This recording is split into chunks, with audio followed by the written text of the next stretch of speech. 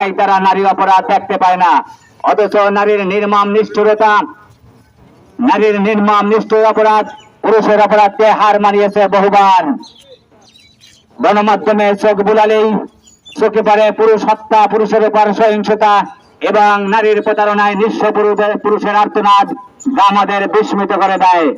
একতরফা নারীতান্ত্রিক আইনের ফলে কথায় কথায় নারী নির্যাতন মামলা, যৌতুক মামলা, যৌন হয়রানির মামলা এবং সাজানো পাতানো ধর্ষণ মামলায় হাজারো পুরুষ এবং হাজারো পরিবারকে ধ্বংস করে দেওয়া হচ্ছে।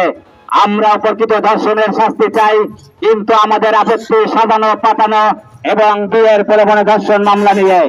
এই সাজানো পাতানো এবং বিয়ের প্রলোভনে ধর্ষণ মামলা একদিকে যেমন ধর্ষণের সংখ্যা বাড়িয়ে দিচ্ছে, অন্যদিকে পুরুষের চরিত্র হনন করেন, বহু পুরুষকে নিঃস্ব করে দিচ্ছে।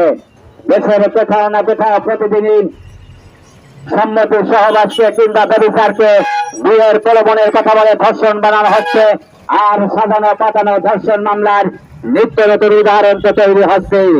কয়েকদিন আগে দেখলাম শরিয়াতপুরে এক নারী পুলিশের কাছে গিয়ে হাউমাউ করে কাঁদলেন, বললেন কলেজ থেকে ফেরার পথে বন বিভাগের মধ্যে নিয়ে তাকে ধর্ষণ করা হয়েছে।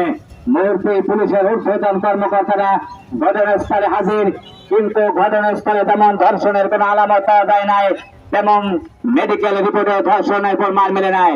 তাহলে এটা প্রকৃত ধর্ষণ নাকি সাজানো পাতানো ধর্ষণ মামলায় নারীর নাটকীয় কান্না, যে কান্না থেকে কারো বোঝার উপায় ছিল না এটা ফলস রেপ কেস, মিথ্যা ধর্ষণ মামলা।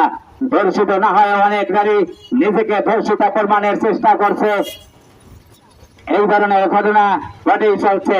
আমরা যাদের মায়ের জাত বোনের জাত বলি, তাদের মধ্যে কেউ কেউ এত নিষ্ঠুর জঘন্য হতে পারে, আমরা বিস্মিত হয়ে যাই। আসল ঘটনা হলো ওই নারী কোনো কলেজ ছাত্রী নয়, উনি পরকীয়ায় জড়িয়ে সংসার ছেড়েছেন, ছেলে বন্ধুকে নিয়ে ঘুরতে বেরিয়েছেন। এরপর ছেলে বন্ধুকে নিয়ে ঘুরতে বেরিয়ে অশ্লীলতা শুরু করলে কয়েকজন তাদেরকে বাধা দেয়, যারা বাধা দিয়েছে তাদের বিরুদ্ধে মিথ্যা ধর্ষণ মামলা।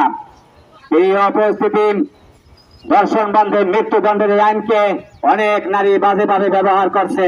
যারা ধর্ষণের মিথ্যা মামলা করছে তাদের বিরুদ্ধে কোনো ব্যবস্থা গ্রহণ করা হচ্ছে না, যার ফলে নিত্য নতুন সাজানো পাতানো ধর্ষণ মামলা তৈরি হচ্ছে। তাই ধর্ষণের অভিযোগ এলে সুষ্ঠু তদন্তের মাধ্যমে সুবিচার নিশ্চিত করতে হবে। নারী অপরাধী হলে তাকে ছাড় দেওয়ার মানসিকতার সিস্টেমের পরিবর্তন আনতে হবে। আর সেই নির্বাচন, এই নির্বাচনী ইশতেহারে নারীর নিরাপত্তার কথা থাকবে, নারীর অধিকারের কথা থাকবে, কিন্তু পুরুষের অধিকার ও পুরুষ নির্যাতনের অদা না থাকলে, পুরুষ নির্যাতন দমন আইনের অদা না থাকলে পুরুষেরা কেন ভোট দিবেন? এই প্রশ্ন আমরা রাখলাম। যেসব রাজনৈতিক সংগঠনগুলো পুরুষের অধিকার এবং পুরুষ নির্যাতনের ব্যাপারে কথা বলবে তাদেরকে ভোট দেওয়ার আমরা আহ্বান জানাচ্ছি। প্রিয় উপস্থিতি, মাদক নির্মূলের কথা আসছে, দুর্নীতি বন্ধের কথা আসছে, কিন্তু অশ্লীলতা বন্ধের কোনো আলাপ নেই।